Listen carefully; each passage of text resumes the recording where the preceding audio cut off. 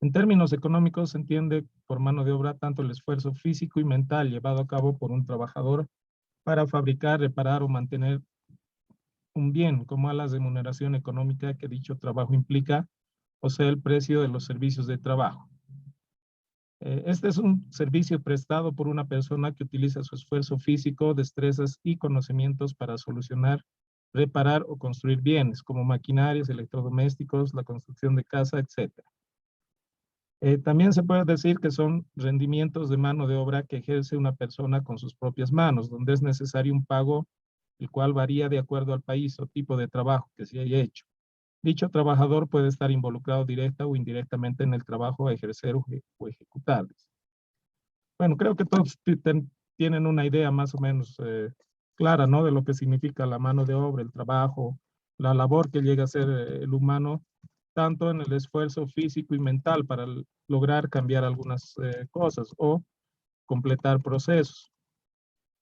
Y entonces, en este caso, por ejemplo, en las industrias, la mano de obra que está directamente transformando el material o la materia prima en productos nuevos, se entiende, ¿no es cierto?, que hacen un esfuerzo físico y también pueden llegar a hacer algún esfuerzo mental, ¿no? En el momento en que tienen que tomar una decisión, en el momento en que tienen que analizar alguna situación o en el momento en el cual tienen que tomar decisiones respecto a situaciones que estén ocurriendo.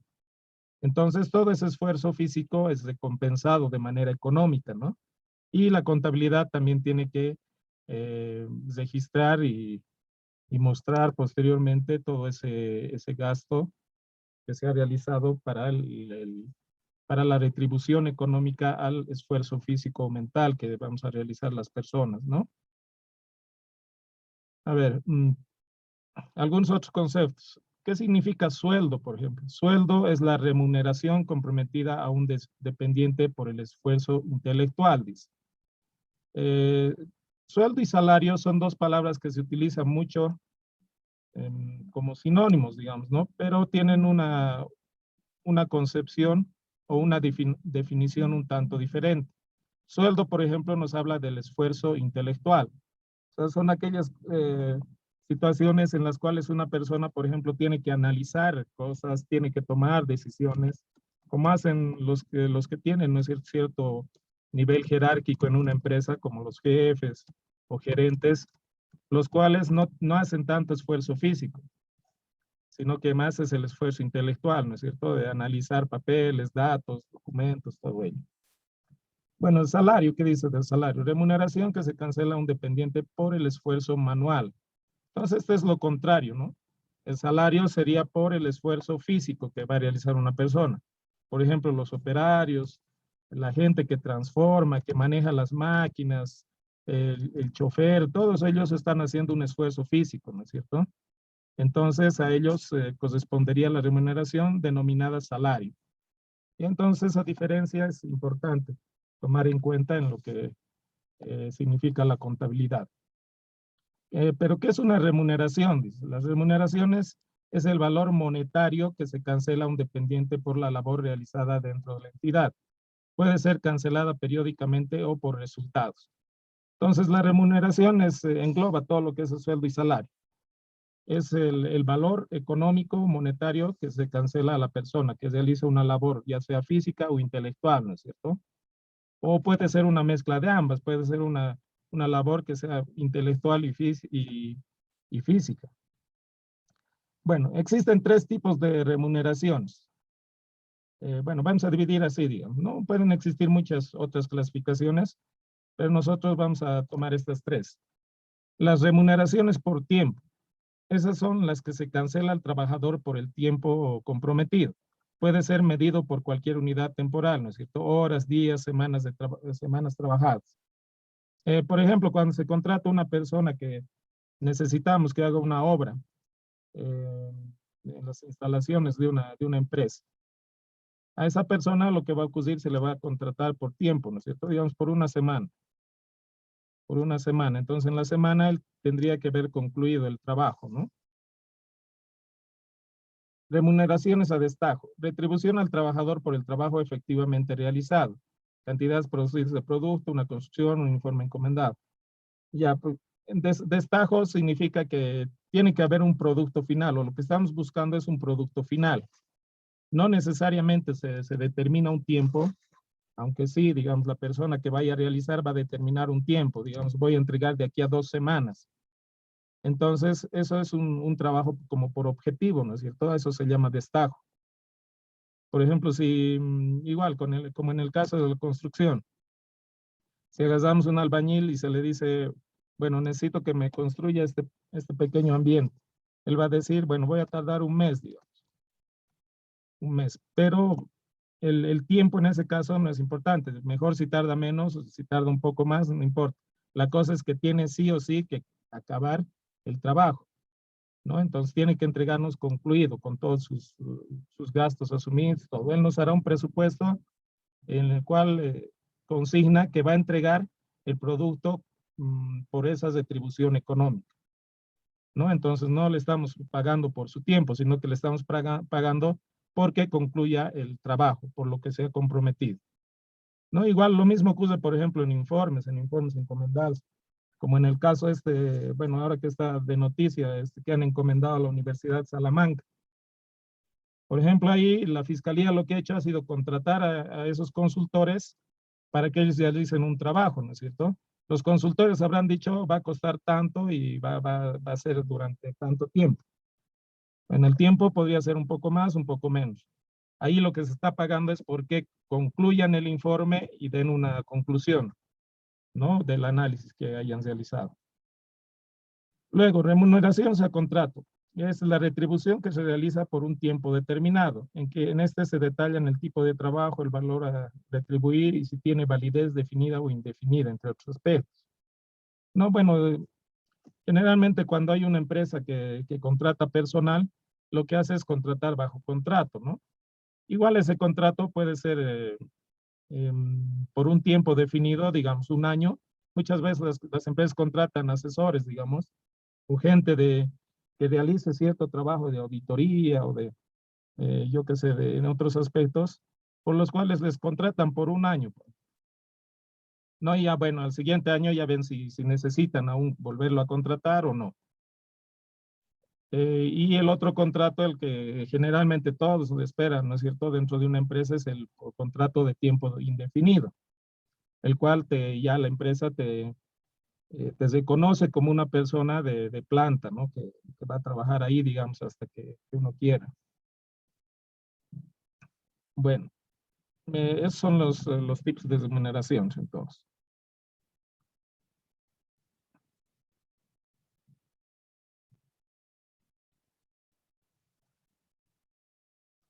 Ya.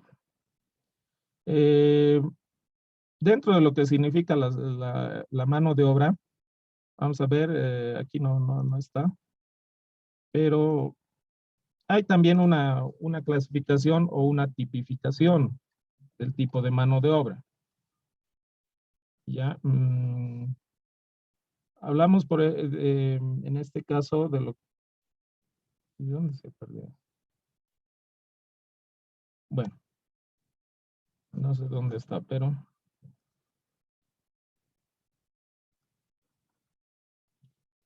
A ver, voy a escribir aquí. Podemos clasificar la mano de obra.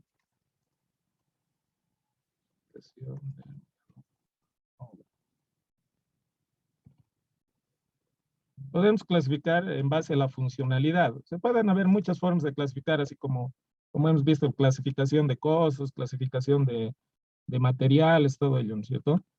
Pero digamos, una de las más comunes es clasificar mediante la funcionalidad, por la funcionalidad. Y ahí podemos distinguir, por ejemplo, la mano de obra de producción, la mano de obra de administración, la mano de obra de comercialización. Y así, dependiendo de las instancias o unidades que tenga la empresa, podemos distinguir una o más de estas, ¿no? Administración. Una o más de estas. ejemplo, también puede haber mano de obra de la parte de logística, digamos, ¿no? Ya entonces, dependiendo de la empresa y las unidades que pueda tener, entonces vamos a tener, por ejemplo, una clasificación así. Dentro de lo que es la mano de obra de producción, que hay algo que podemos identificar, es la mano de obra directa. La mano de obra directa. Que ya en anteriores oportunidades hemos visto que es la que está relacionado, es la que está relacionada directamente con las labores de transformación de los materiales en productos terminados. ¿No es cierto? Entonces hemos dicho que en la distinción de los, bueno, esos eran costos. ¿Recuerdan? En costos directos distinguíamos los costos de los elementos que ingresaban directamente a un producto, ¿no es cierto? Que se involucraban directamente en la transformación de un producto. Entonces ahora es igual. Tenemos la mano de obra directa que va a ser la labor o las labores que realizan las personas, los trabajadores, de manera directa sobre los materiales para transformarlos en productos terminados. Por ejemplo, si nos vamos otra vez al ejemplo de una mueblería. En una mueblería, ¿quiénes van a ser los que dentro de producción son tipificados como la mano de obra directa? Van a ser las personas que directamente están trabajando con la madera, ¿no? Va a haber una persona, por ejemplo, que va a cortar la madera, ya será con sierra manual, sierra mecánica, operando, digamos, una máquina, pero él está directamente trabajando, ¿no es cierto?, con la materia prima. Después otra persona puede ser, digamos, que ponga el pegamento. Otra persona puede ser que sea la que arme, la que ensamble las partes. Una vez teniendo las partes, las patitas de la silla, digamos, la posadera, la parte de atrás de la silla, puede ser que él agarre y empiece a armar. Entonces está manipulando directamente, ¿no es cierto?, los materiales para transformarlos en un producto terminado. Y tenemos la mano de obra indirecta.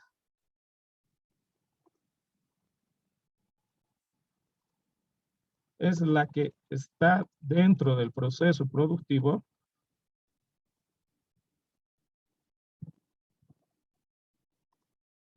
pero no tiene contacto directo con los materiales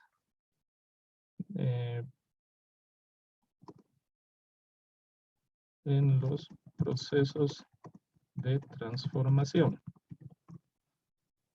Bueno, entonces toda aquella persona o trabajadores que sí están dentro del proceso productivo, pero no manipulan ni están, digamos, dentro de las operaciones de transformación del producto, sino que son personal que coadyuvan ahí dentro del proceso productivo. Por ejemplo, personal de mantenimiento. Personal de mantenimiento se encarga de revisar las máquinas que funcionen, se encarga de dejarlas en buen estado, de lubricarlas y de ir llevando, digamos, el control de ese activo. Entonces, ellos sí coadyuvan en el proceso productivo, pero no necesariamente entran en contacto con las materias primas, ¿no es cierto?, para transformarlas, sino que están de manera aledaña colaborando con ese proceso, con el proceso principal. Otros pueden ser los supervisores, por ejemplo. Por ejemplo, en una fábrica donde haya varios operarios, habrá algún supervisor que controle, ¿no es cierto?, el trabajo de los operarios, que lleve, por ejemplo, los tiempos de trabajo, los tiempos de producción, todo eso. Entonces, esa persona lo único que está haciendo está supervisando el trabajo, sí, dentro del proceso productivo, pero no está directamente involucrado en la transformación de las materias primas en productos terminados, ¿no? Entonces, podemos distinguir esos dos, la mano de obra directa y la mano de obra indirecta. Ya es importante esta distinción porque eso nos va más adelante a ayudar a realizar nuestro asiento. Bueno,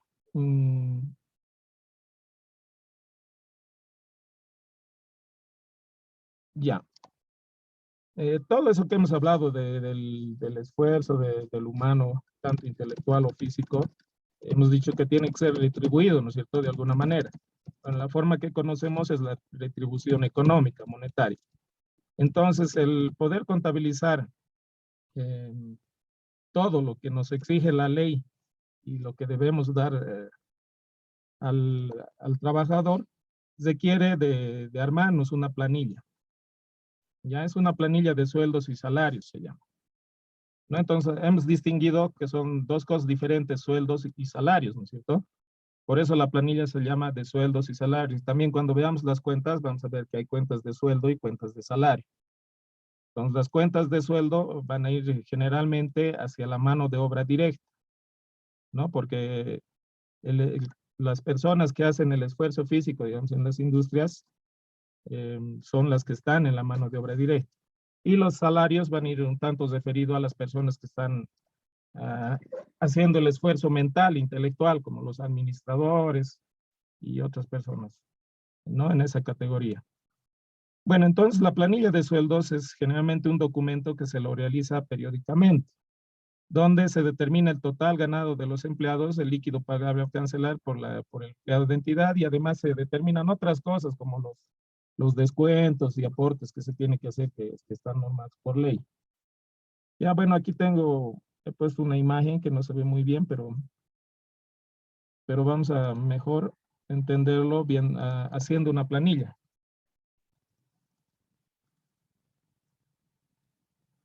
Ya. Entonces vamos a ir directo a meternos manos a la obra con la planilla de sueldos. Y en este documento que he subido o que voy a subir, no me acuerdo si he subido ya, tengo una planilla que es más o menos una planilla mediana, digamos, de la información que rescata generalmente una empresa cada mes para poder realizar el pago de sueldos y poder cargar, ¿no es cierto?, a las distintas, a los distintos gastos y costos. Entonces, puede ser que en otras empresas sea mucho más grande. Generalmente tiene mucha más información en empresas grandes, ¿no? Donde se necesita tener más información. O puede tener también menos, donde no hay muchos empleados y no se necesita tener mucha información de ciertas cosas.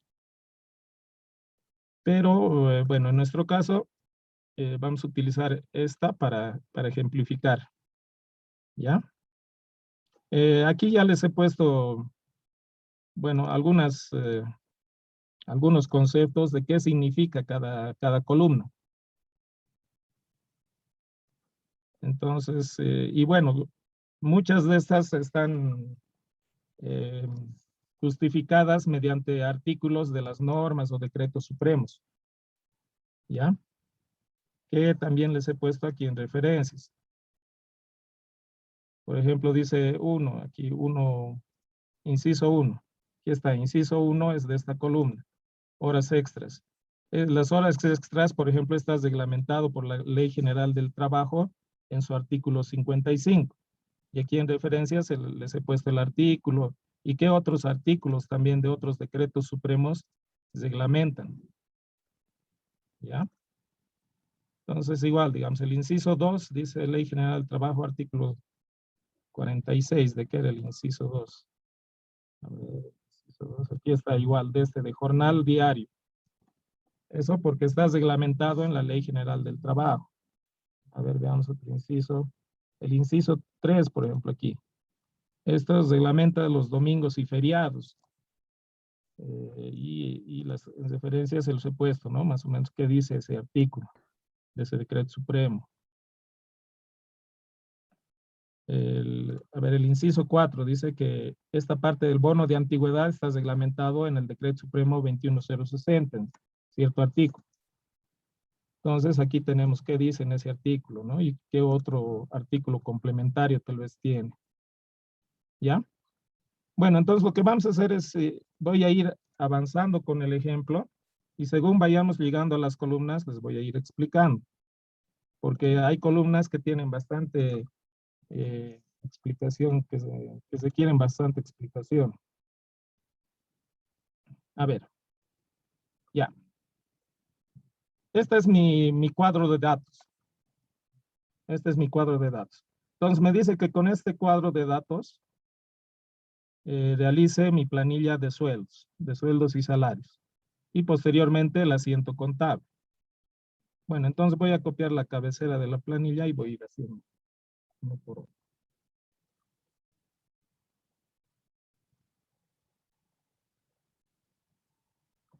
Entonces, ya aquí abajito voy a ir haciendo.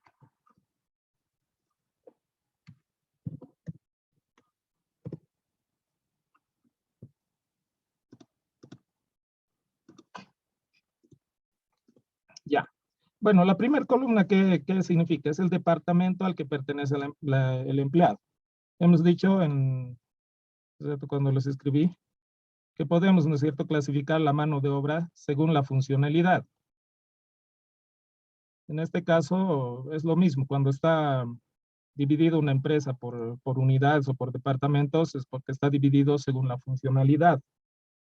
Entonces, en esta empresa tenemos producción, administración y comercialización. Y bueno, como ejemplo tenemos 5 empleados. Como ejemplo tenemos 5 empleados. Ya voy a copiar esto. El cargo igual es importante para entender la jerarquía, ¿no es cierto? ¿Quién es el jefe, digamos, el asistente, todo ello? Ahí dentro del cargo he puesto unos datos, varón, varón, mujer, mujer. Vamos a ver más adelante por qué. Ya, aquí tengo cargo.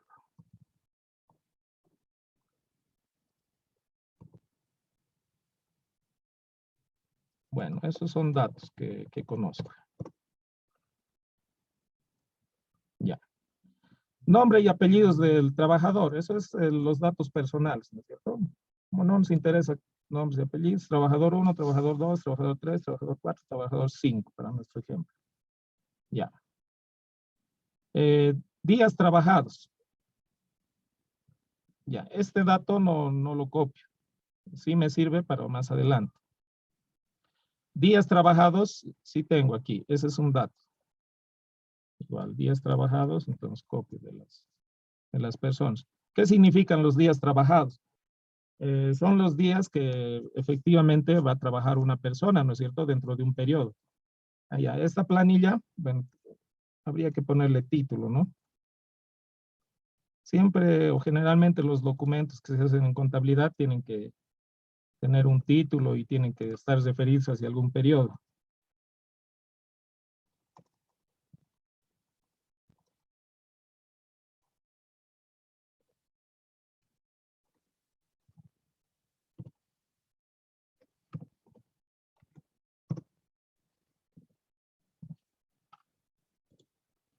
Bueno, en este caso puede ser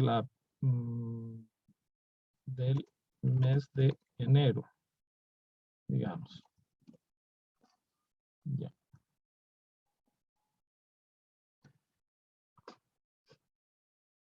Generalmente se hace mensualmente, ¿no? La planilla de sueldos en las empresas. En algunos casos se paga quincenal, pero la quincena lo cargan como anticipo, digamos, de sueldo. Bueno, y ya, los días trabajados. Ahora aquí hay un dato en observaciones que me sirve para estos días trabajados y para el cálculo que voy a hacer posteriormente, que quiero que tomemos en cuenta. De estos 3 primeros trabajadores del departamento de producción, me dice que se calcula por jornada, ¿ya? El haber básico y demás cosas que vamos a calcular. Y de administración, comercialización, se calcula por mes. Ya, ese dato nos sirve para más adelante, hay que tomarlo en cuenta, pero en el caso de los cálculos por jornada, es importante saber exactamente cuántos días ha trabajado el trabajador o el empleado. Eso es generalmente en la parte de producción, sí se utiliza porque en base a eso se van calculando muchas cosas, ¿no? Para el proceso productivo. En el tema de administración y comercialización, como son procesos un poco aledaños, no están directamente con el proceso productivo, generalmente se cuenta directo, ¿no? 30 días, el mes, digamos, que tiene, bueno, no tienen todos los meses 30 días, ¿no? Pero se toma 30 días como el parámetro para poder realizar los cálculos. Ya, entonces, bueno, esto va a depender, ¿no? De cómo está contratada la persona. Estos que decimos por jornada seguramente tienen un contrato en el cual establece que se le va a pagar a la persona eh, por mes dependiendo de los días efectivamente trabajados. En cambio, en estos otros trabajadores, su contrato debe decir se le paga mensualmente, listo. No, obviamente se hace un control, ¿no es cierto?, de si se falta un día, de si tiene atrasos, todo eso. Pero bueno, ya. Entonces, horas extras también nos dan como dato. ¿Qué son las horas extra?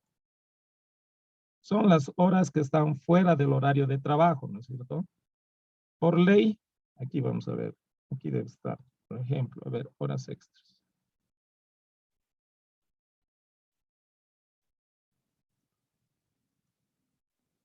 Horas extras. Que pudiese haber acumulado dentro del periodo. Ya, por ley, por la Ley General del Trabajo, artículo 50 y Decreto Supremo 90, lo debo tener por aquí, está. Dice que las horas extraordinarias y los días feriados se pagarán con el 100% de recargo y el trabajo nocturno realizado en las mismas condiciones que el diurno con el 25 al 50%, según los casos. El trabajo efectuado en domingo se paga triple, ¿no? Entonces, eso dice la norma. Ya, entonces, por las horas extraordinarias, dice que tenemos que, bueno, se va a pagar el doble de lo que se pagaría un día normal. Ya, entonces, vamos a ver ahorita cómo se hace ese cálculo. Luego dice todo trabajo nocturno que se realice en establecimientos comerciales, oficinas y en general todas aquellas faenas que por naturaleza sean descontinuadas, no demanden sino la sola presencia del trabajador, como las labores de vigilancia se remunerarán con un recargo del 25%. Ya bueno, en este decreto ya va detallando un poco para otro tipo de trabajos que no son normales, que sí requieren, digamos, que se trabaje de noche, cuánto de porcentaje se va a aplicar, por ejemplo, ¿no? Ya. Bueno, horas extras. De alguna forma se ha determinado que esta persona ha trabajado 14 horas extras, que esta persona ha trabajado 4 horas extras, que esta persona ha trabajado 8 horas extras, que esta persona ha trabajado 4.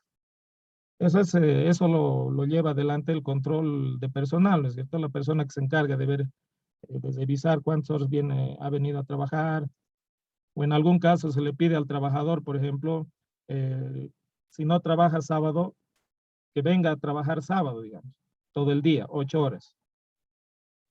¿No? ¿Y por qué? Porque necesitan que, digamos, producir más y, bueno, le van a pagar lo que por ley dice, ¿no?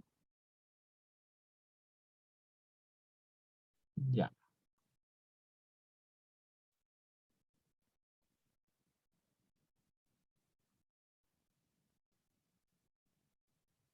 Entonces, bueno, aquí después ya nos dan antigüedades, son otros datos que más adelante vamos a utilizar.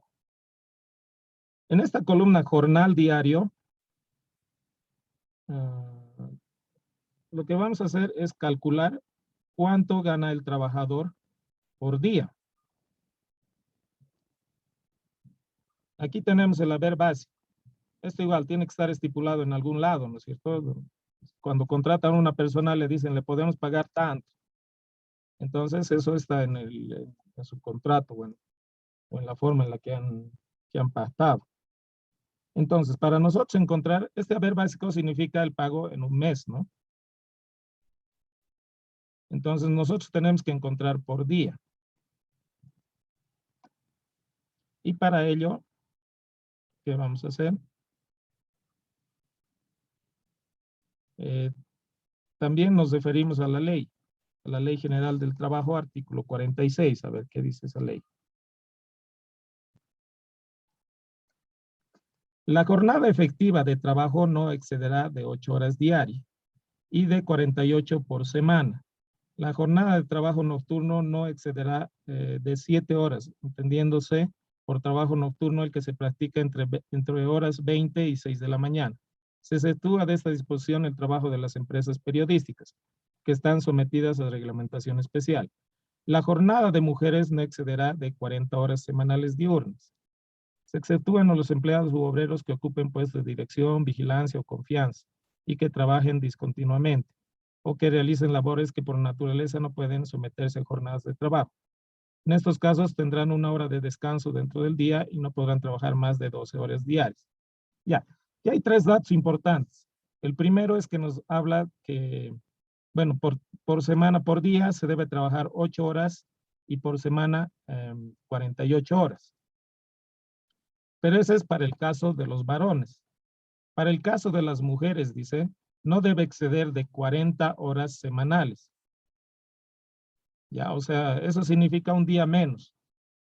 En teoría, los varones deberían trabajar 8 horas de lunes a sábado. Y las mujeres tendrían un día, digamos, de libre o tendrían, o algunos días trabajarían menos horas, pero no tiene que exceder en la semana 40 horas. Esos son dos datos importantes. Y el tercer dato importante que nos dice que los empleados o obreros que ocupen puestos de dirección, como gerencias, por ejemplo, jefaturas, todo eso, no necesariamente van a estar contenidos en esto, sino que ellos pueden trabajar hasta 12 horas diarias y tener descanso de una hora. Y eso también vamos a ver cuando hagamos el cálculo. Ahorita se va a cortar la conexión, entonces volvemos. Les mando otro enlace.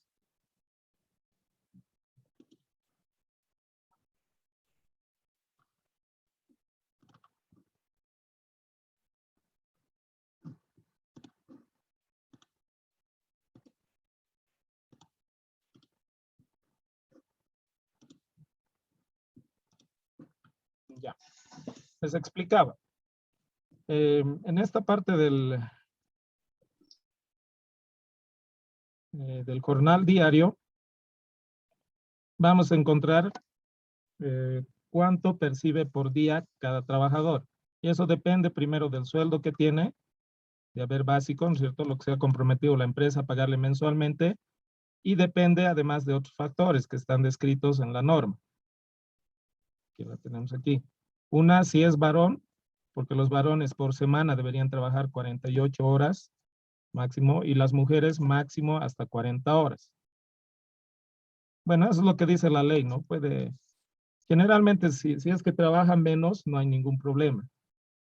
Pero si trabajan más, ahí uno podría acudir a la ley y hacer lío, ¿no? Pero ya. Entonces, para los varones, el cálculo, ¿cómo va a ser? Se hace un cálculo sabiendo cuántas semanas tiene un año.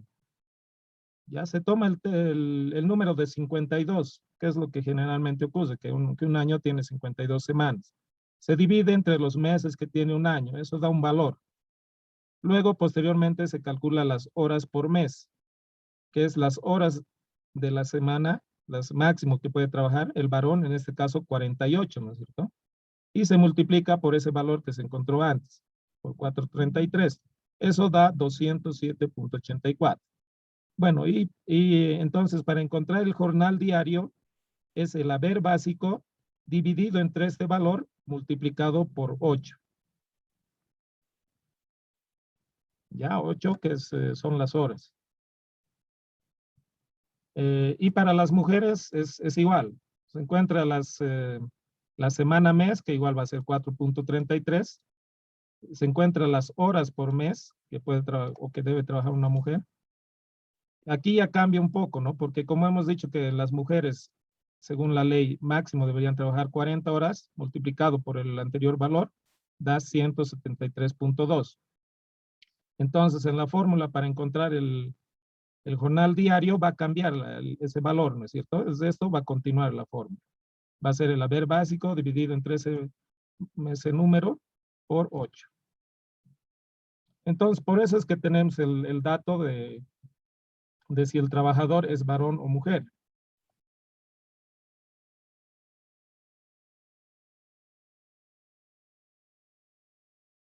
Entonces, aplicamos la fórmula. Haber básico, en el caso de los varones, en caso de este trabajador es 1000, digo 10,000. 10,000.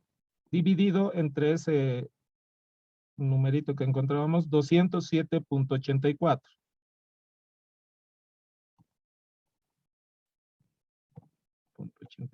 Y todo eso multiplicado por 8. Ya entonces, este valor significa que este trabajador por día gana 384,91 bolivianos de su haber base.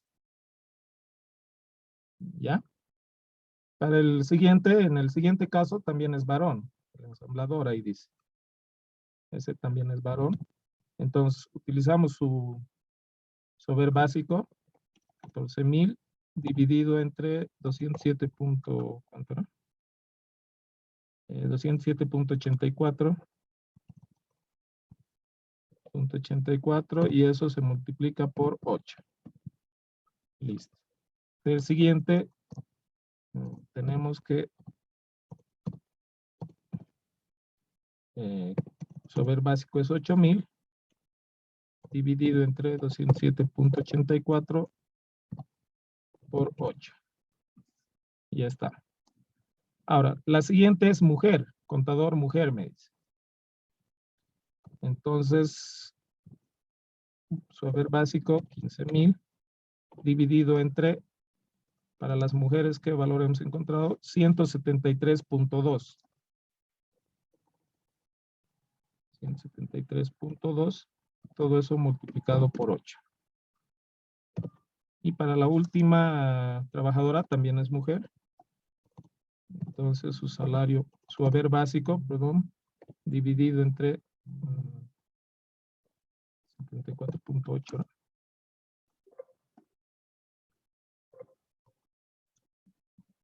$173.2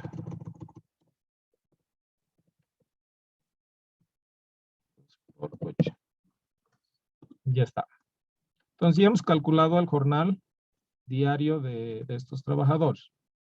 ¿Cuánto ganan diariamente del haber básico, ¿no? Por día. Por día que van a trabajar, ¿cuánto están ganando? Luego, el importe hora. El importe hora no es nada más que saber lo mismo cuánto gana el trabajador, pero por hora.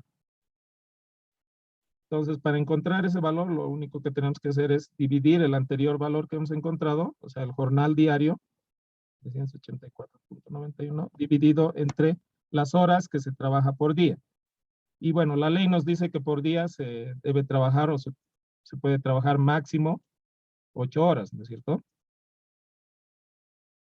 La jornada efectiva no excederá de 8 horas por día. Entonces, de ahí sale ese 8. Y 558.88.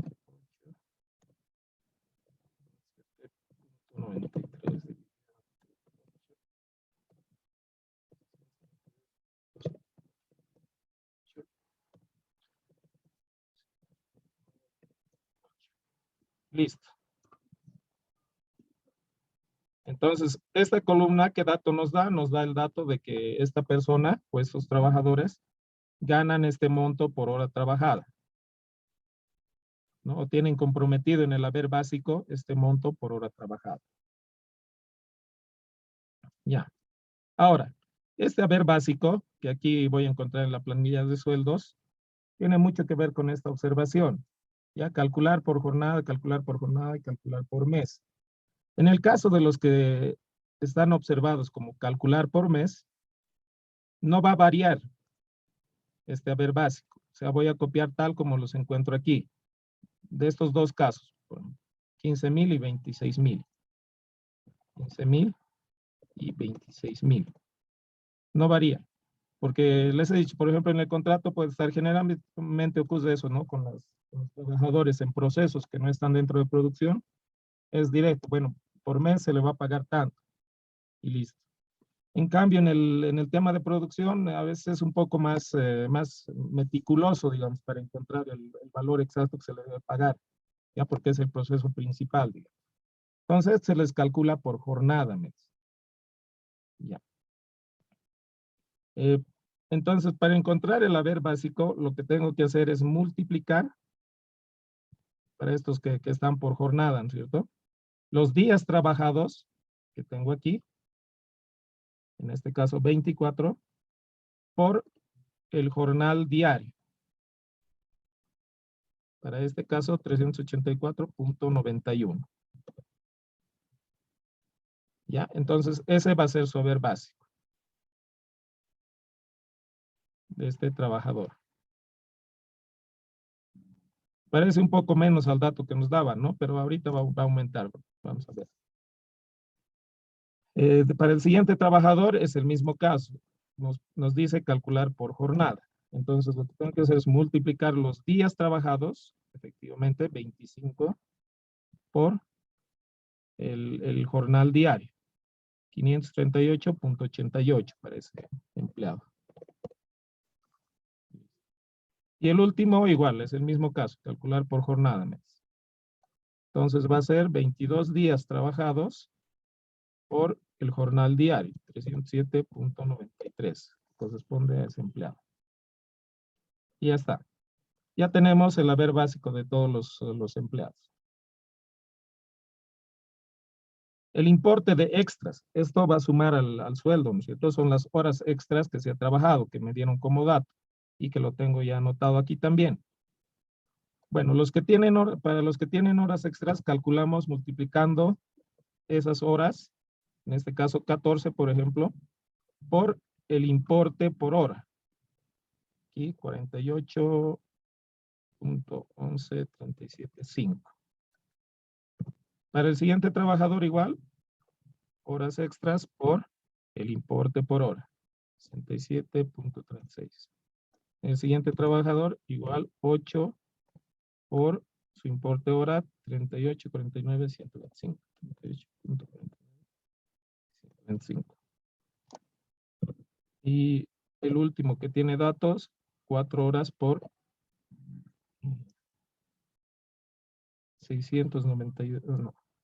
86.605. Listo. Otro dato que les decía importante ahí en la ley es que, por ejemplo, dice, se exceptúan a los empleados o obreros que ocupen puestos de dirección, vigilancia o confianza, o que trabajen discontinuamente, o que realicen labores que por su naturaleza no puedan someterse a jornadas de trabajo. En estos casos tendrán una hora de descanso dentro del día y no podrán trabajar más de 12 horas diarias. Ya, generalmente lo que ocurre con los gerentes, o las personas que tienen así un cargo de decisión alta, nunca se les contabiliza las horas extras, todo ello, porque se comprende que están dentro de un trabajo que es de alta confianza, entonces tienen que estar más o menos disponible casi todo el tiempo para la empresa, ¿no? Entonces, generalmente ellos no tienen horas extras, ¿no? Obviamente tienen otros beneficios, ¿no? Que nacen del cargo. Igual, por ejemplo, generalmente en las empresas no se les controla a qué hora ingresan, a qué hora salen. Ya. Domingos y feriados. Para el caso de los domingos y feriados, eh, este dato igual es importante. Tenemos que calcular el valor que debería ganar esa persona por los domingos y feriados que no ha venido a trabajar. Ya, eso solo vamos a hacer para estos que están como calcular por jornada. Calculamos el valor que ellos deberían haber ganado los días que no han venido a trabajar. O sea, domingos y feriados sabemos que no se trabajan, ¿no es cierto? Pero a estos días trabajados que teníamos de cada persona hay que sumarle los domingos y feriados que correspondan a ese mes. Entonces, ¿cómo se procede al cálculo? El cálculo es cuánto gana por jornal diario la persona, para este ejemplo 384.91, por la cantidad de domingos y feriados que hay en ese mes. Bueno, nosotros estamos haciendo del mes de enero 2021. Entonces tenemos que agarrar un calendario y ver cuántos domingos y feriados tuvo ese mes. enero. Enero, por ejemplo, tuvo 1, 2, 3, 4, 5 domingos. Y tiene dos feriados, el 1 de enero y el 22 de enero, ¿no es cierto? Que es el día del Estado Plurinacional o algo así. Entonces son 7, 1, 2, 3, 4, 5 domingos y 2 feriados, 7. Bueno, entonces multiplicamos por 7.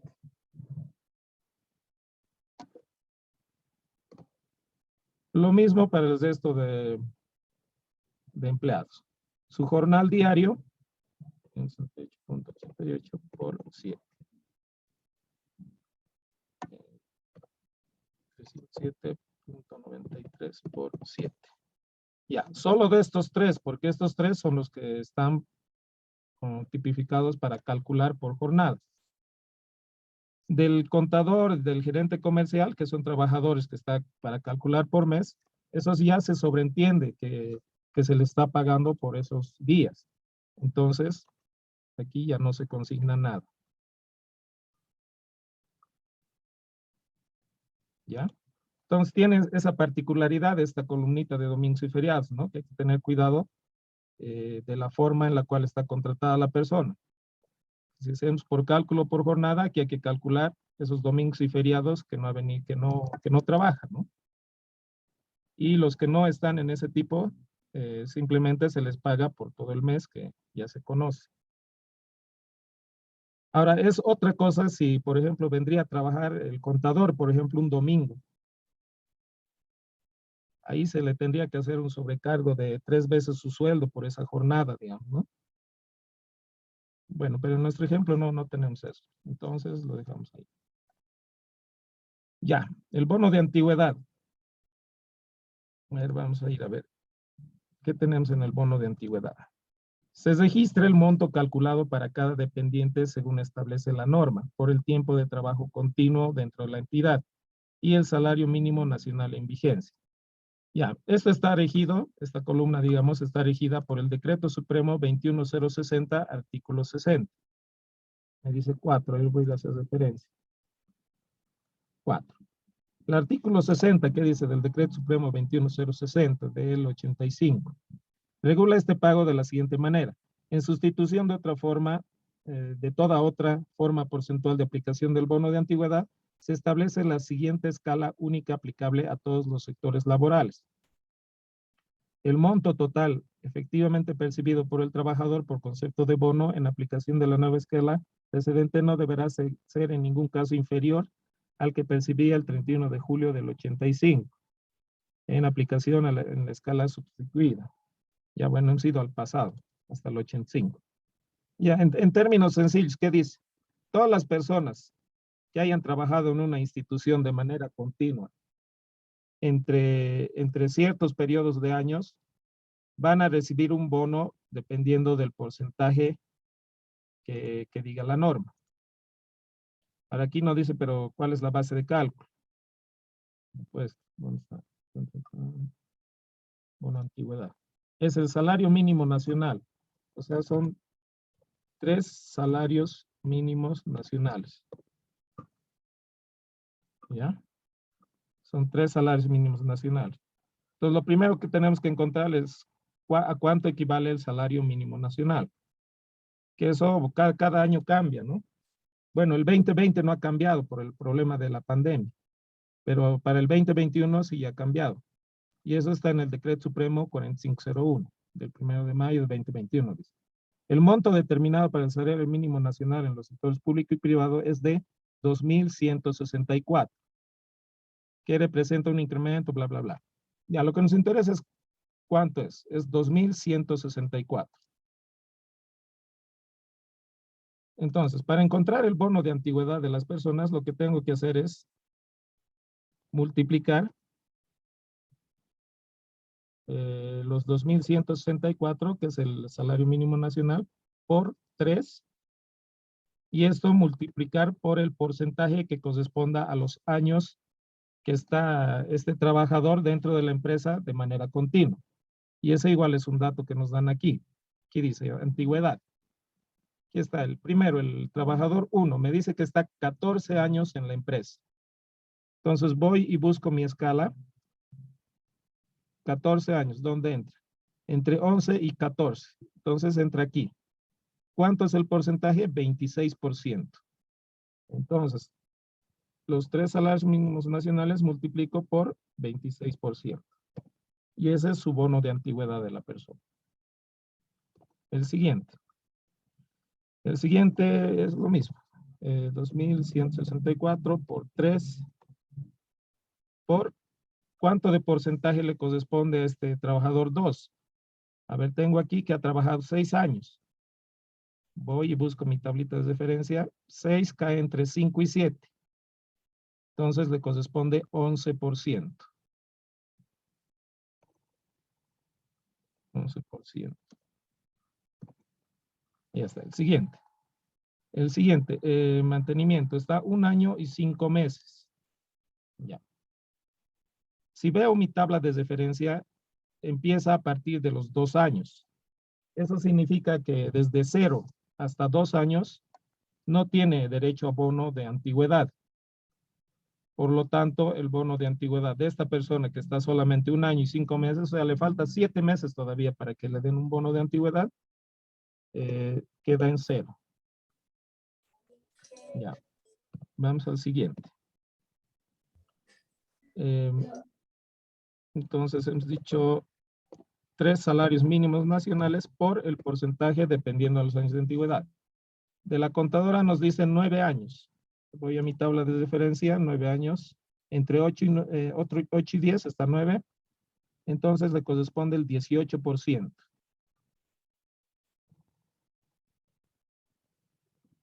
18%.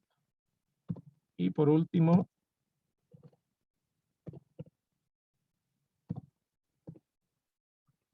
el gerente comercial está 2 años. Bueno, ya está 2 años, dice, entonces sí le corresponde, ¿no es cierto?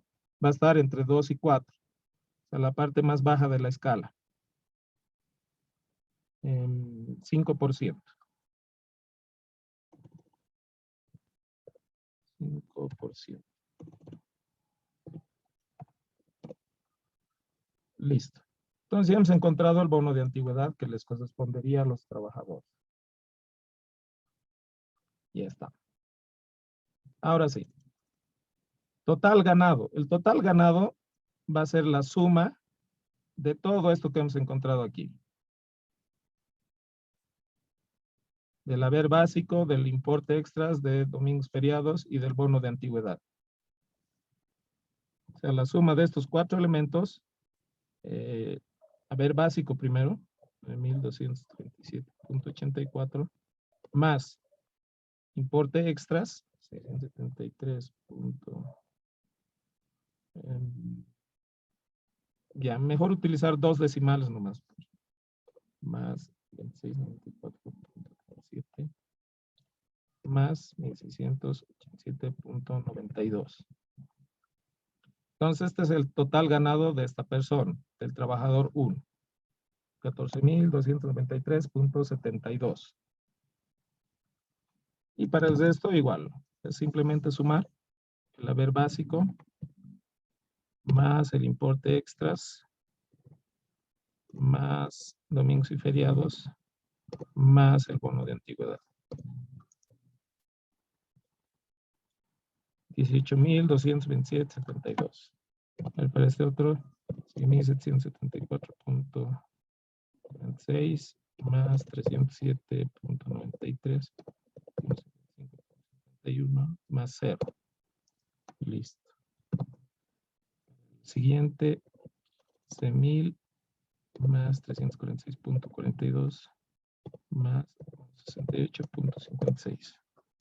Para el siguiente, 26.000 más 324.6 más.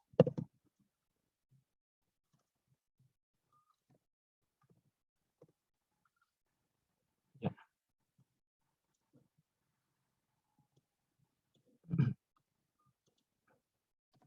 Ya. Entonces, esto es lo que corresponde al empleado sumando todos sus beneficios. Por el tiempo que ha trabajado, por el bono de antigüedad, por los domingos y feriados, todo eso.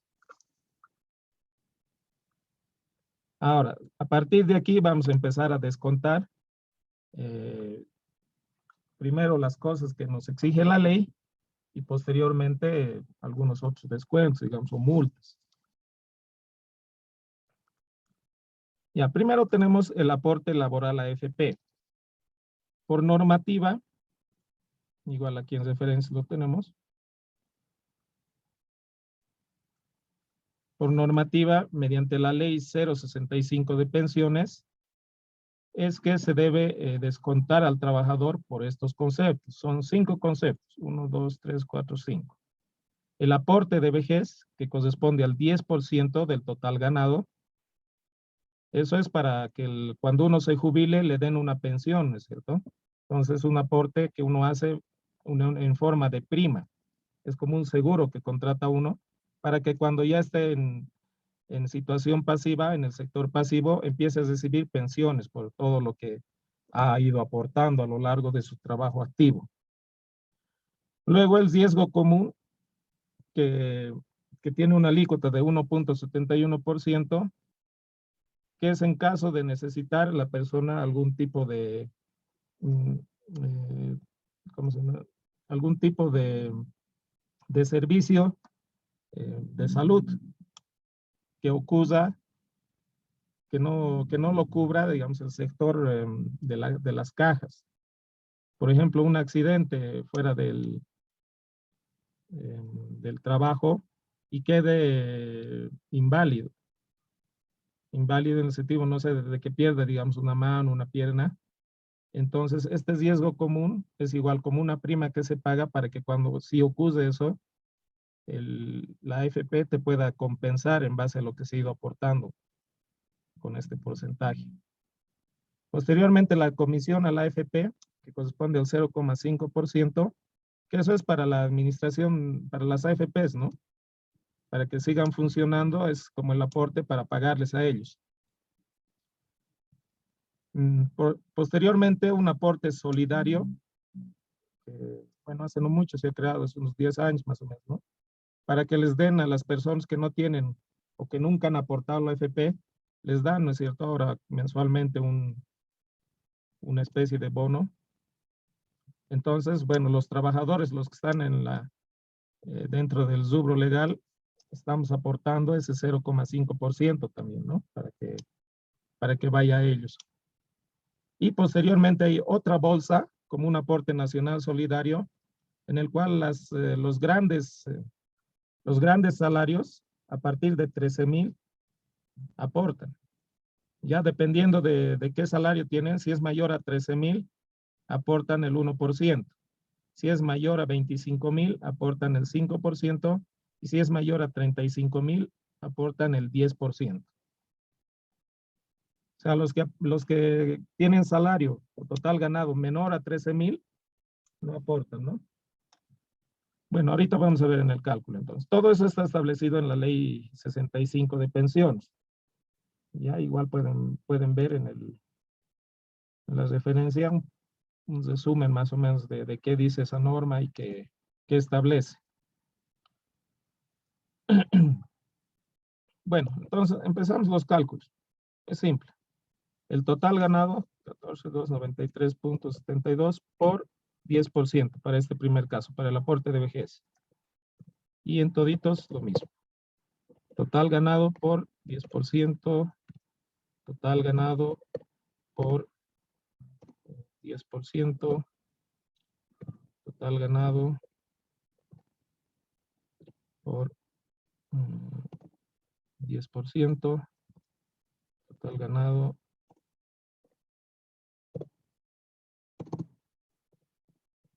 por 10%. Ya está. Para calcular el riesgo común, total ganado por 1,71%. O sea, 0,0171. Sí, está bien.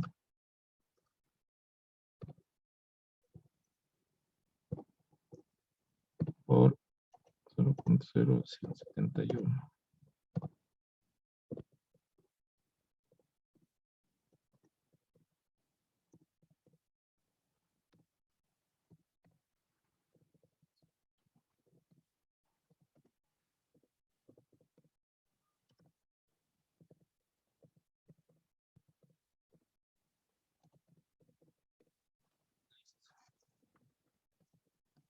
Comisión AFP, igual, total ganado, 193.72, por el porcentaje, 0.00, ¿cuántos ceros? A ver, 1, 2, 2 ceros nomás, 0.5.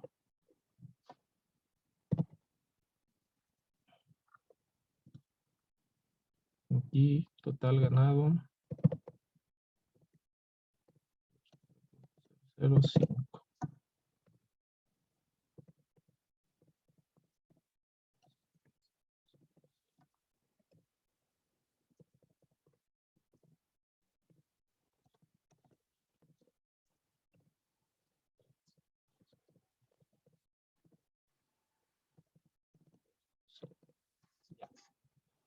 El aporte solidario es igual 0,5%. Bueno, entonces nos va a salir los mismos valores que aquí.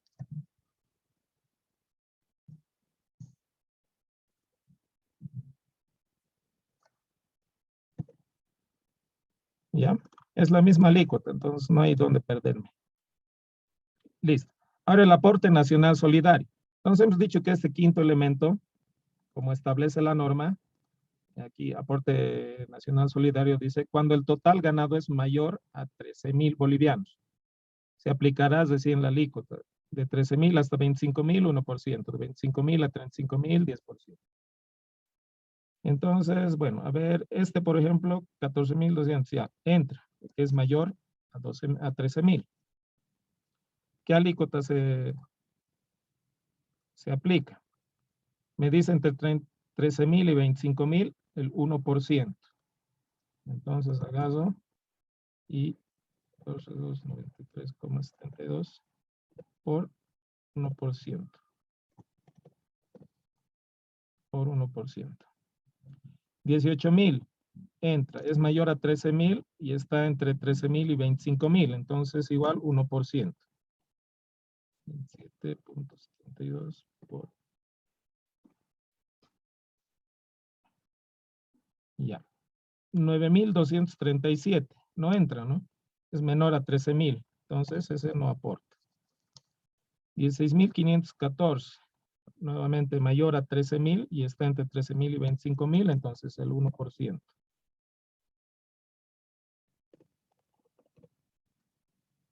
Y el último que es mayor a 25,000. Si es mayor a 25,000 es el 5%. Listo. Ninguno entra dentro de la última escala, ¿no? Mayor a 35,000, que sería el 10%. Bueno, entonces esto es lo que se refiere a aporte laboral AFP. Todo esto compone eso, ¿no? El aporte vejez, riesgo común, comisión, el aporte solidario y el aporte nacional. Eso por ley se descuenta. Tiene que ser descontado del total ganado. Bueno, entonces vamos a encontrar el sueldo neto descontando del total ganado todo esto que aportamos a la AFP. Y entonces va a ser 3.72 menos 229.37, bueno, con dos decimales, ¿ya?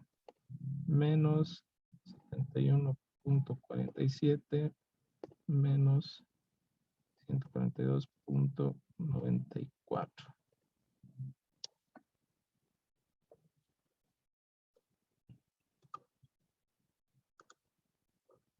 Ya. 18, 227.72 menos 222.77.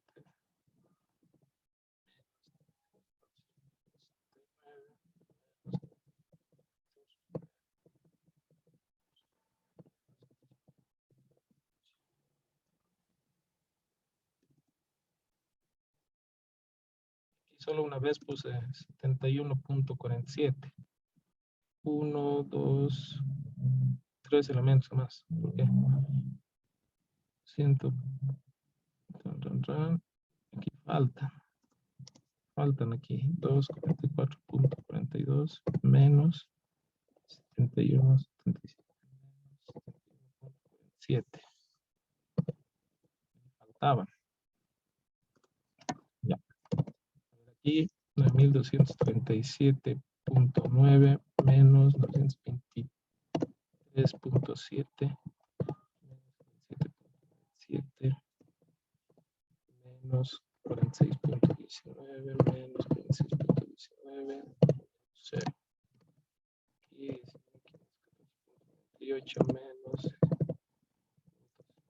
50 menos 282.41 menos 80.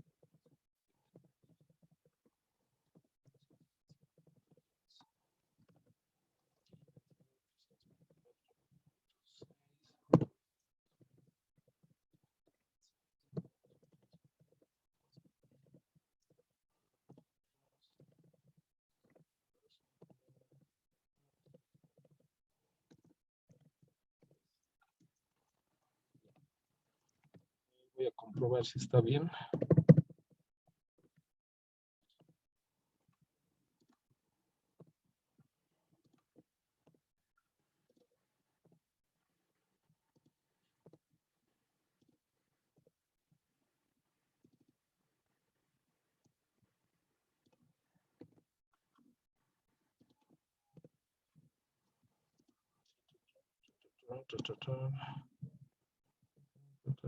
Ya, está bien.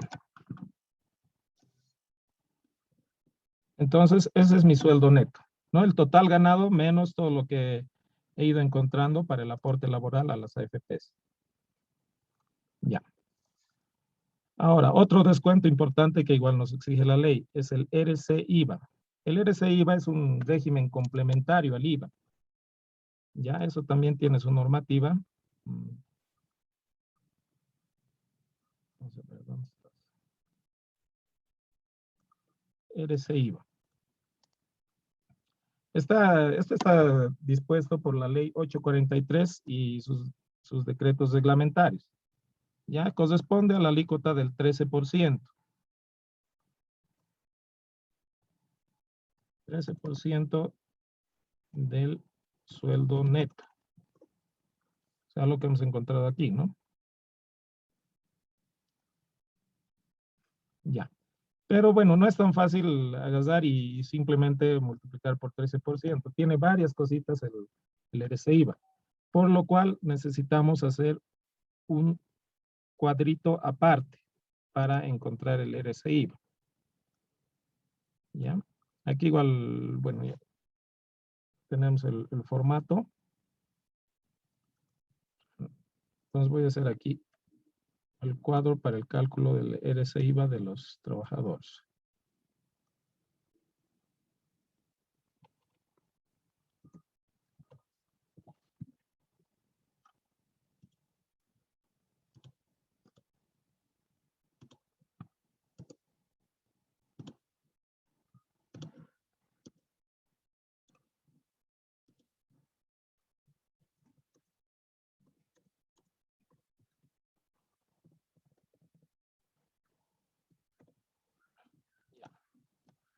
A ver, ¿qué datos necesitamos para el RC-IVA?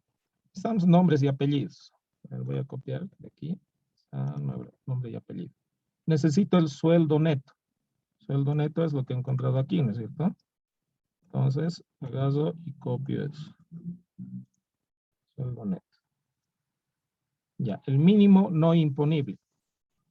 Por normativa, el mínimo no imponible, o sea, eso está en la ley, en los decretos. El mínimo no imponible son 2 salarios mínimos nacionales.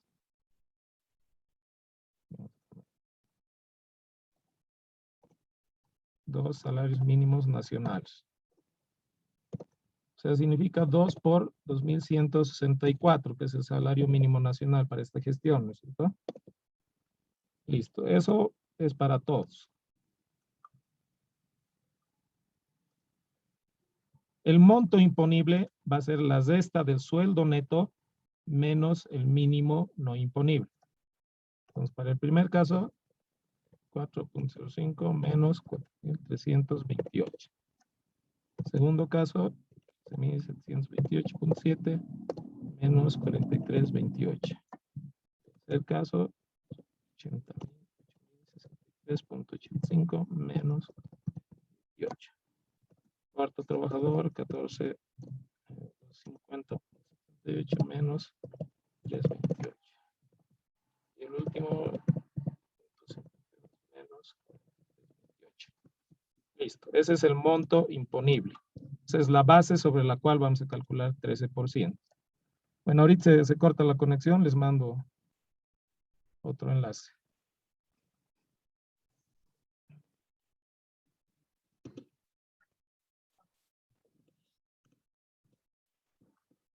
Ya. Continuemos entonces. Bueno, con este monto imponible que he encontrado, calculo lo que debería ser el RCIVA, que es el 13%. Entonces no es nada más que agarrar y multiplicar por el 13%.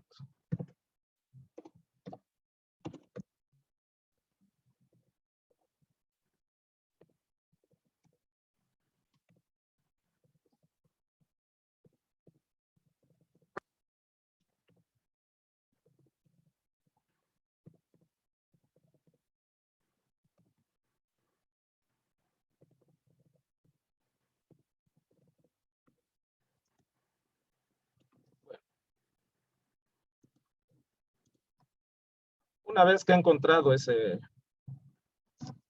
importe que debería corresponder pagar a la persona, al trabajador, al fisco, hago todavía dos deducciones, o sea, dos de estas, ya que son considerados como pagos ya realizados. Uno es nuevamente, bueno, calculo el 13% de 2 salarios mínimos nacionales. Entonces, el 13% de 2 salarios mínimos nacionales va a ser 1.164 por 2 por el 13%. ¿No? Y ese valor es igualito para todos.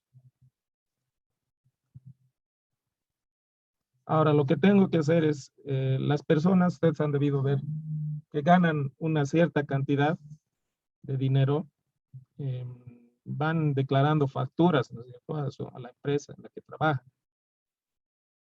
¿Ya? Entonces, bueno, más bien ese dato tenemos aquí también, total facturas, nos dice. ¿Cuánto han declarado estas personas en facturas por este valor? Entonces, lo que tenemos que hacer es encontrar el 13% de esto que se ha declarado por cada persona en cuanto a las facturas. Entonces, para el primer trabajador, por ejemplo, él ha declarado 800. Entonces, calculo el 13% de esos 800.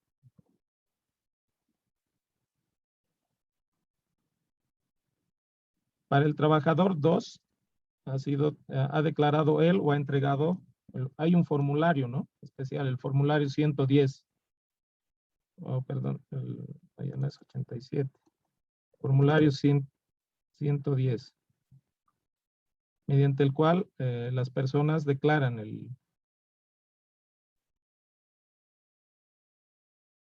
declaran facturas de todas sus compras que han realizado dentro de ese periodo. Obviamente tiene que ser dentro del periodo, tiene que ser todo lo que han comprado en enero. No, son hasta 120 días, 4 meses. Puede ser de enero, puede ser de diciembre, de noviembre, hasta octubre, ¿no? Del anterior año. Hay ese tiempo de espera para poder declarar una factura. Bueno, en teoría, pero nos dan ese dato, ¿no? Esta persona ha declarado 3.500 en facturas. Entonces aquí calculamos el 13% de esos 3.500. La siguiente, producción. Ya, 0, dice. En realidad, esta persona, el trabajador 3, no necesita declarar facturas. ¿Por qué? Porque las facturas se declaran a partir de 4 salarios mínimos nacionales. A ver si vemos cuánto sería 4 salarios mínimos nacionales. 4 por 2.164. 8.656. O sea, ese es el valor mínimo que debe ganar una persona para declarar facturas. Si gana menos de eso, no declara facturas.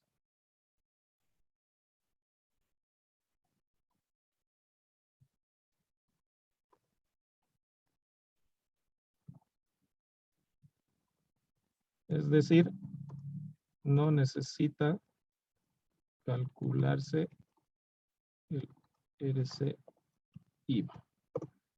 Entonces, de esta persona, tranquilamente aquí puede estar 0. Y en estos otros datos igual puede estar 0. No necesitamos hacer todo el cálculo para él. Porque gana menos de 4 salarios mínimos nacionales, ¿no? 8.656.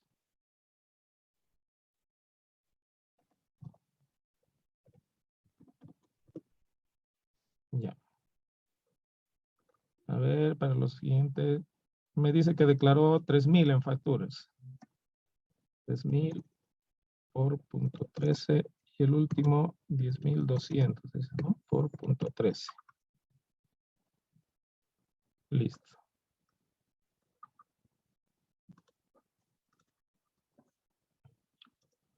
El saldo anterior de mes es lo que se ha calculado igual mes pasado en diciembre, por ejemplo, del 2020, se ha tenido que hacer esta misma planilla y dependiendo si ha tenido un saldo a favor del fisco o de la persona, del trabajador, ese saldo, si es a favor del trabajador, al siguiente mes pasa a ser un saldo anterior del mes. ¿Ya? Entonces, bueno, eso nos dan como dato para este ejercicio. Saldo del mes anterior, ya tengo. Entonces, copio estos datos.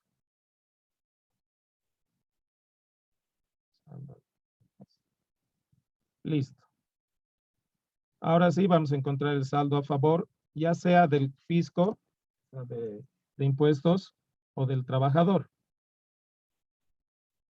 Para que sea saldo a favor de fisco, de impuestos, lo que tiene que ocurrir es que la resta del monto imponible, menos todos estos, tiene que ser mayor a 0. A ver, vamos a ver. Entonces calcula el RC IVA, los 10.040.793 menos 562.64 menos 104 menos 50. Si es mayor a 0, entonces es a favor del fisco. Ya es un monto que se le tiene que dar al fisco, descontando al trabajador. A ver, veamos en el siguiente caso.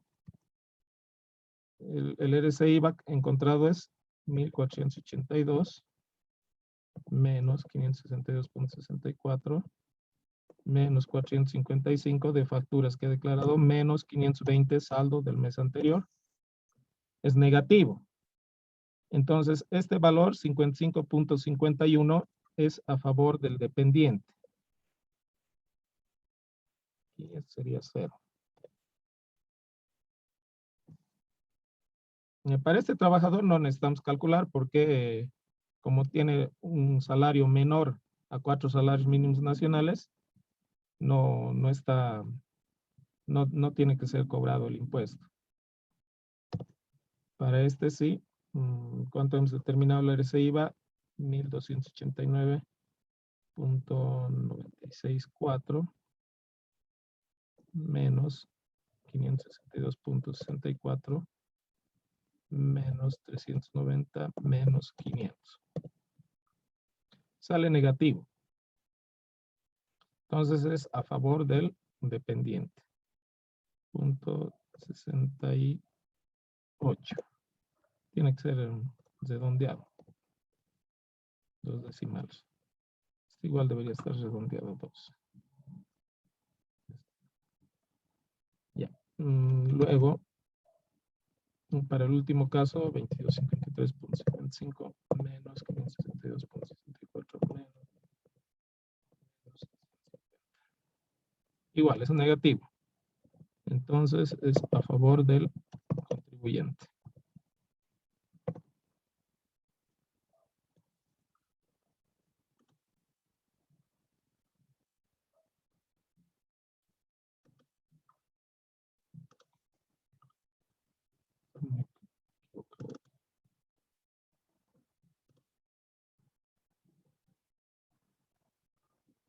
Creo que me he equivocado en el cálculo.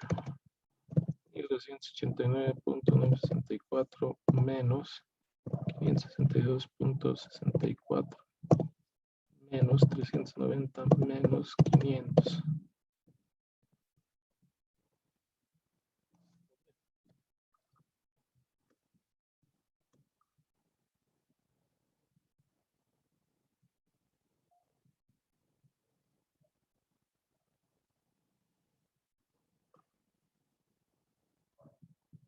Ya.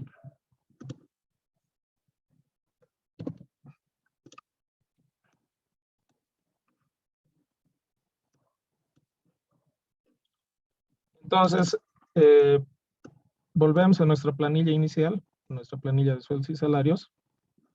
En esta columna RC/IVA lo que se consigna es todo lo que esté saldo a favor del fisco. En este caso solo hay un valor a favor del fisco. Eso es 324.15. Para el resto es 0. Para el resto, todo esto pasa como saldo a favor para el siguiente mes, ¿no? Ese sería el dato para el siguiente mes que tendríamos aquí. El saldo que ha quedado para ese empleado para que el siguiente mes se descuente del cálculo del RC/IVA. Ya. Bueno, ¿qué más tenemos? Anticipos, me dice. Bueno, anticipos también me da un dato aquí. Anticipos me da.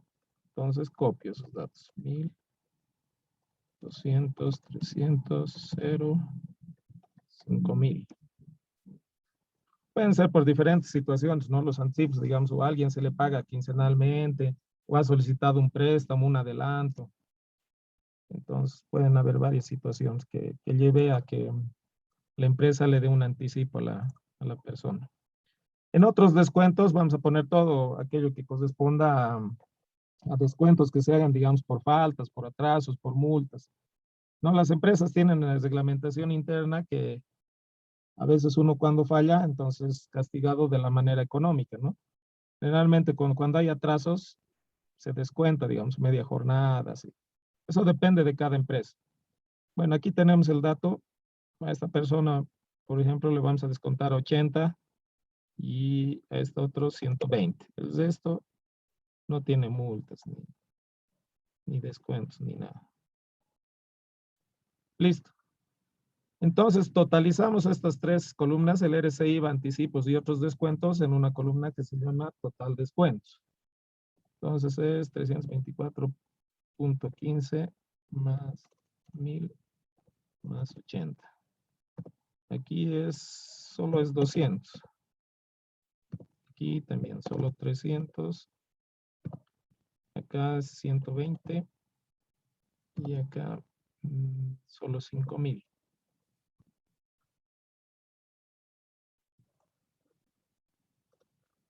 Y llegamos a la última columna, que es el líquido pagable, que es lo que se le debería dar en dinero a la persona o al trabajador.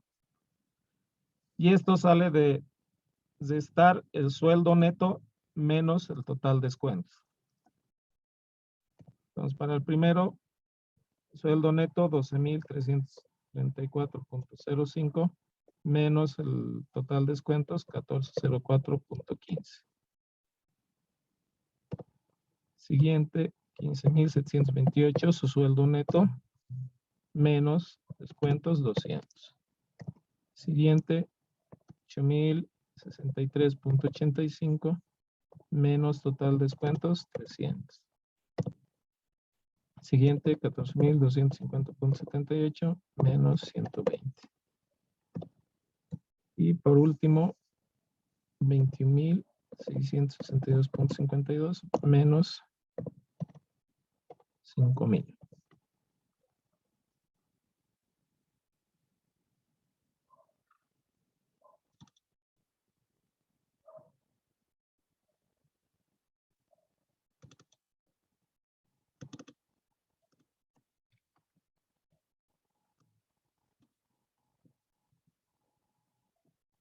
Ya. Entonces, con eso hemos concluido nuestra planilla. Ya tenemos todos los datos necesarios. Ahora lo que nos falta es hacer el asiento, que no es tan complicado como podría parecer.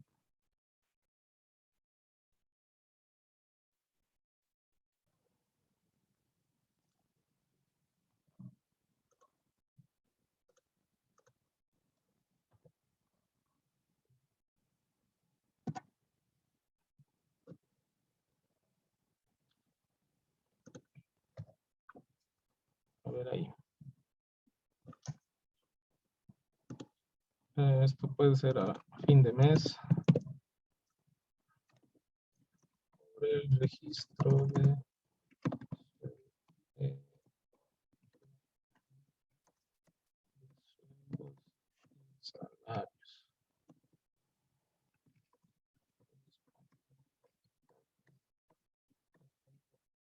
2021.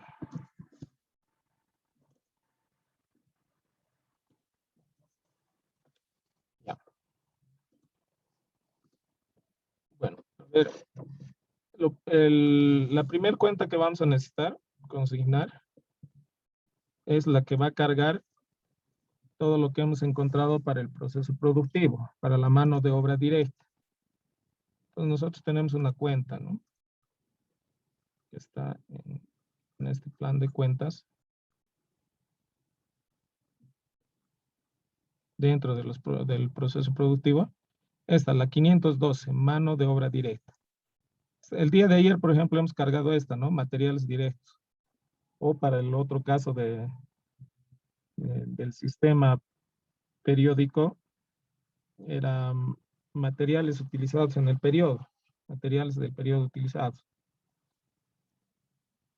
En el otro método, en el método perpetuo, eran materiales directos. Ya, bueno, ahora vamos a cargar el segundo elemento, que es el 512, mano de obra directa. 512.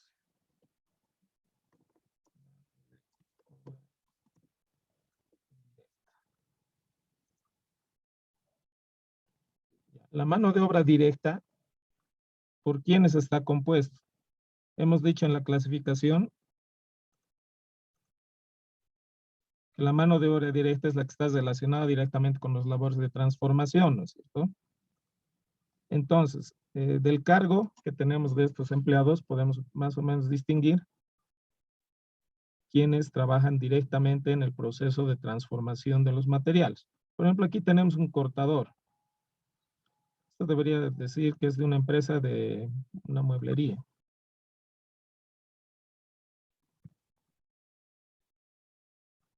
Ya. Aquí tenemos un cortador.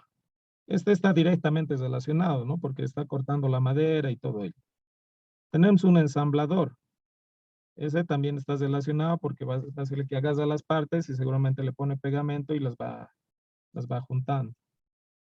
Dentro de producción está el de mantenimiento. Este no estaría relacionado directamente, ¿no es cierto? Sería mano de obra indirecta. Y posteriormente, bueno, tenemos en las otras funciones que ya son gastos administrativos y de comercialización. Entonces, la mano de obra directa estaría compuesto por estos dos trabajadores, el cortador y el ensamblador. Entonces, puedo crearme aquí, digamos, va a ser el trabajador 1 y el trabajador 2. Ya. ¿Qué registramos primero? Registramos el total ganado. Total ganado de esos dos trabajadores. Del 1 es 14.293.72 y del 2 es 18.227.72. La suma de estos dos es lo que se consigna en la cuenta mano de obra directa, que sale 32.521.44. 32.521.34.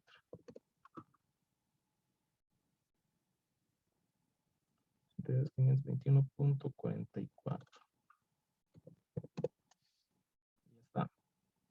Entonces ya he cargado mi mano de obra directa, ¿no es cierto? Son los trabajadores que están directamente relacionados con la transformación del material hacia productos. Luego, la siguiente cuenta me va a cargar la mano de obra indirecta.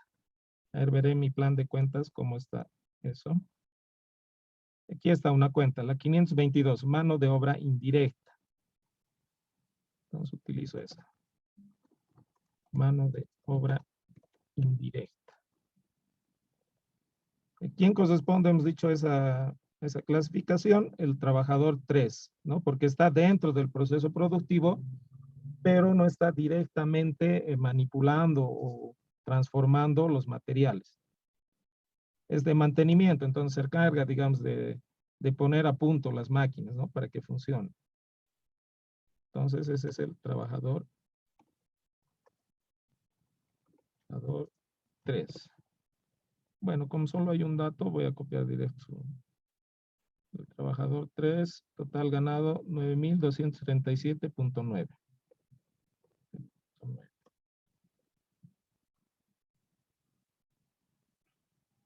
Ya.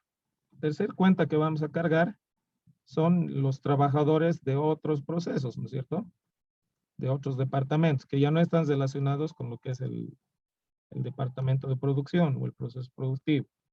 Y esos también tienen sus cuentas. Aquí, por ejemplo, están el 61.11, sueldos y salarios administrativos. Ahí vamos a cargar el valor del trabajador administrativo, que era 61.11. Sueldos y salarios administrativos. Corresponde al trabajador 4, ¿no es cierto? Está en nuestro listado, está como contador, dice en la administración. Y bueno, su total ganado es 16.514.98. 16.514.98. Y posteriormente el que está en comercialización, que es lo mismo que ventas, vamos a utilizar el 61.21, sueldos y salarios ventas.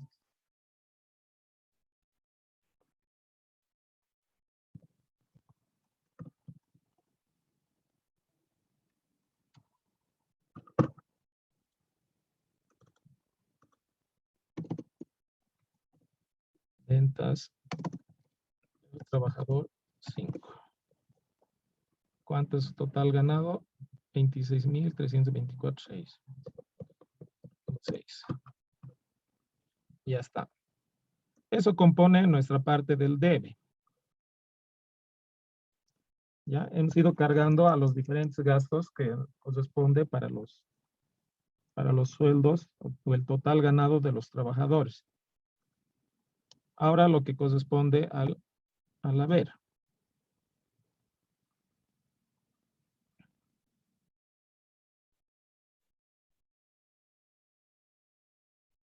La primera cuenta que cargamos es una cuenta de pasivo. Ya, porque, bueno, todavía no estamos cancelando a los trabajadores, sino que estamos haciéndonos una deuda de cancelación, que más adelante les vamos a ir pagando a cada uno, ¿no es cierto? Con cheque, en efectivo o en sus cuentas. Entonces, esa cuenta de pasivo tiene que estar por aquí. Aquí está. Sueldos y jornales por pagar, dice aquí. 21.21. Esa vamos a utilizar. 21.21.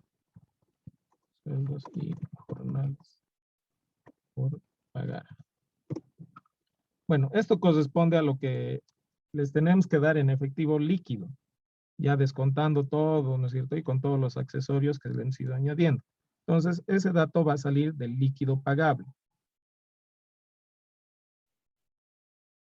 ¿Ya? Entonces, y aquí se engloba ya, no tenemos que distinguir si es mano de obra directa, indirecta, salario o nada. Entonces, directo se pueden englobar todos los trabajadores. Uno, el trabajador 2, el trabajador 3, el trabajador 4 y el trabajador 5. Bueno, y como ya tengo sus datos, aquí en la planilla copio eso del líquido pagable.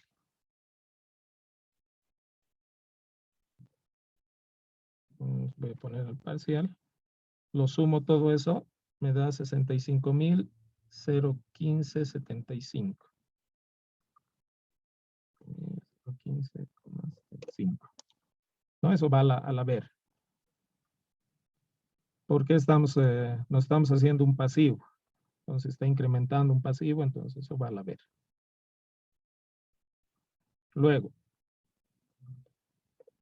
el tema de los aportes laborales es algo que igual nos estamos haciendo una especie de deuda con la AFP. Al haber descontado al trabajador, nosotros somos un intermediario para darle al AFP ese dinero. Entonces, de la misma forma, nos estamos creando un pasivo, que igual debe estar por aquí. Por aguinaldos, por pagar, aportes laborales. Aportes laborales por pagar, esa es la cuenta, 21.25. 21.25. Aportes laborales por pagar. Ya. De los aportes laborales por pagar, tiene que ser el total, ¿no? El total. Entonces, bueno, aquí necesito sumar. Voy a sumar directo ya, o sea, para no hacer uno por uno. La suma de esto, la suma de esto, la suma de esto.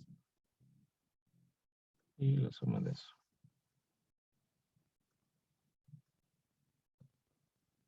Entonces, cada uno de estos componentes los puedo poner como auxiliares. Aporte, vejez. ¿Cuánto he encontrado? 8.459.80. 8.459.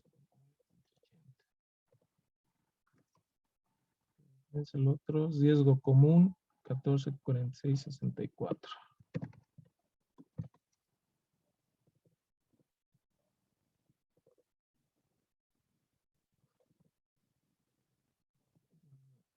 Siguiente, 422.99.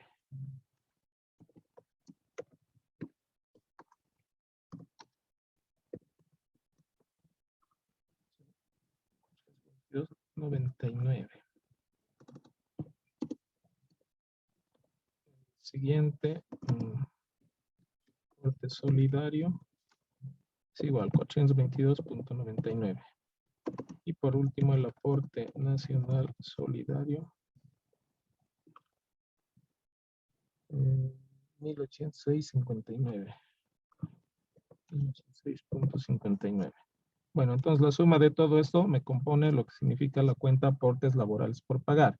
Igual, como es una obligación, está aumentando, va al debe. Digo, al haber, perdón. Un pasivo que aumenta va siempre al haber. 12.559.01.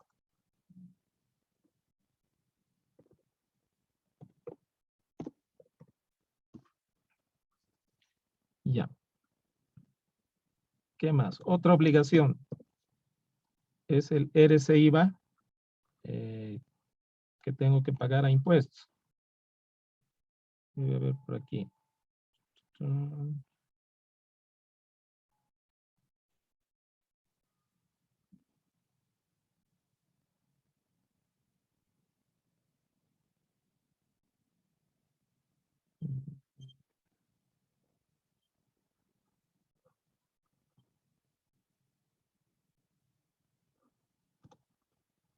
No hay mi cuenta. No es la misma que iba por pagar. O tal vez es esta, pero no, específicamente debería decir RC IVA por pagar. Bueno, vamos a poner la 2140. 2140. RC por pagar.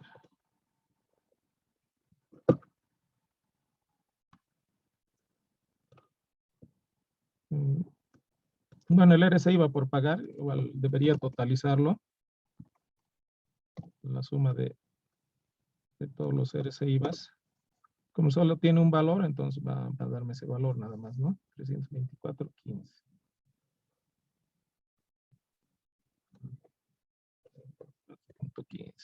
Bueno, si quiero, puedo poner como auxiliar, digamos, del trabajador 1, sería esos 324.15, ¿no? Si los otros trabajadores también tendrían ese IVA que pagar, que pagar al fisco, entonces también Podríamos añadirlos ahí.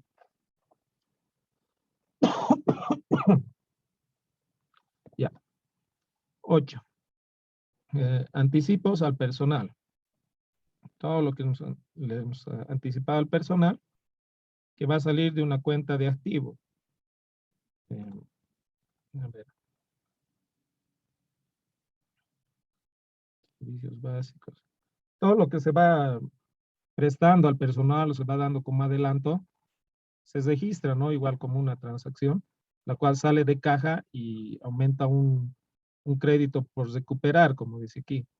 Entonces, eso es un anticipo al personal. Y aquí tenemos la cuenta, 1136.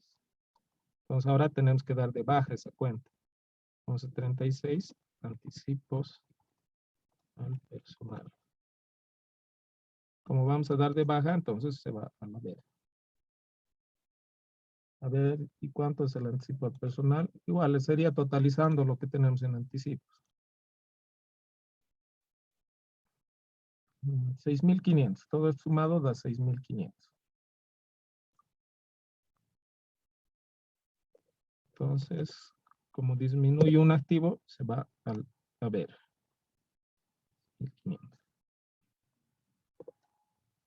Y por las multas, que es similar, ¿no? A lo que ocurre con el anticipo al personal. En este caso, algo que ocurre, o que generalmente se hace cuando se descuenta por multas, por atrasos, por faltas al personal, se va cargando una cuenta de pasivo. O sea, es como si nosotros, bueno, al multarle a la persona, también la empresa se está haciendo una obligación. ¿Por qué? Porque generalmente las empresas agarran esa cuenta y de esa cuenta sacan todo el dinero de las multas, de lo que se les ha cobrado por faltas o otras situaciones, y con ese dinero compran los canastones para fin de año o los regalos y todo eso. Entonces sirve como una bolsa en la cual se va acumulando todo eso para que después a fin de año nuevamente de ahí salga parte de lo que se les da a las personas, ¿no es cierto? Como los canastones, inclusive hasta bonos tal vez podrían dar, pero y debe haber aquí en el pasivo, debe estar, ¿dónde está? Multas. Aquí está, multas en planillas, 2123. Entonces vamos a cargar esa cuenta 2123 con todo lo que correspondía a la columna multas. ¿Dónde está multas? Otros descuentos, ¿no? En nuestra planilla. Todo lo que está en otros descuentos se va a esa bolsa. Que en este mes es 200, dice. Bueno, entonces, multas, ¿qué era? Multas en planillas. Planillas, 200. Listo. Ya.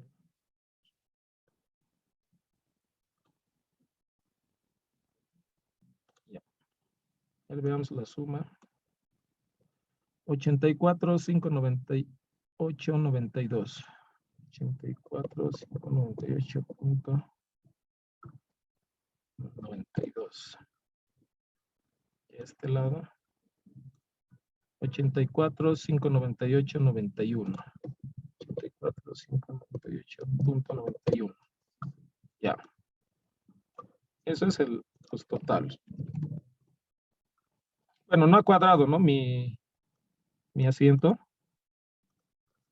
por 0.01 decimal.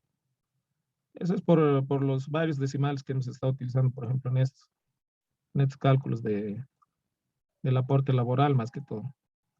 Que hay muchos que tienen varios decimales. Entonces, no afecta tanto, digamos. ¿Qué voy a hacer? Voy a poner aquí mi aporte laboral. Lo correcto sería que agarre y revise todo por uno y vuelva a hacer los cálculos, ¿no? Pero la verdad, ese 0.01 no me va a afectar en nada. Entonces lo voy a cuadrar nomás. Ya. Bueno, entonces sería la planilla de sueldos y salarios, la planilla auxiliar del cálculo del RC/IVA y el asiento correspondiente para cargar nuestro elemento del costo, nuestros elementos del costo y de los gastos, ¿no? ¿Alguna duda?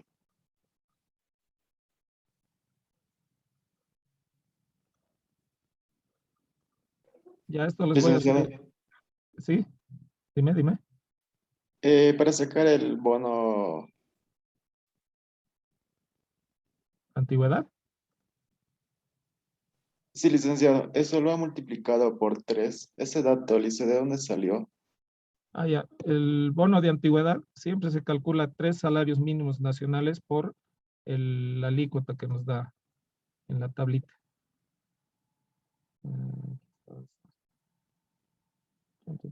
Ley General del Trabajo. No, aquí. Bueno, en este artículo que está aquí no dice que se debe utilizar 3 salarios mínimos nacionales, pero está en la ley. La ley aquí se los he anotado por si acaso. Bono de antigüedad. Ya. Es la multiplicación del porcentaje por 3 salarios mínimos nacionales.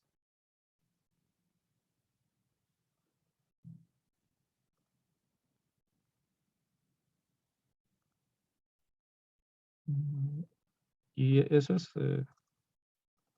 es el cálculo que se hace, ¿no? Está bien, lice, gracias. Ya.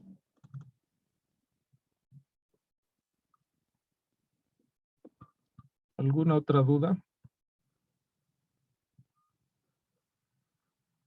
Bueno, este archivo les voy a dejar ahí en la plataforma y también les voy a dejar el enunciado. Esto igual, pregunta de examen, ¿no?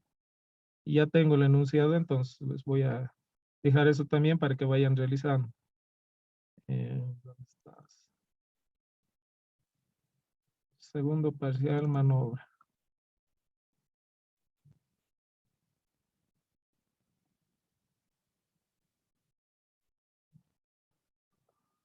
Igual, una tablita con los datos y ustedes tienen que armar el de esto, ¿no? La planilla de sueldos y salarios, de ese IVA y el asiento. ¿Ya? Entonces, cualquier duda ya saben por qué medios y nos vemos el día de mañana. Está bien, licenciado. Chao, chao.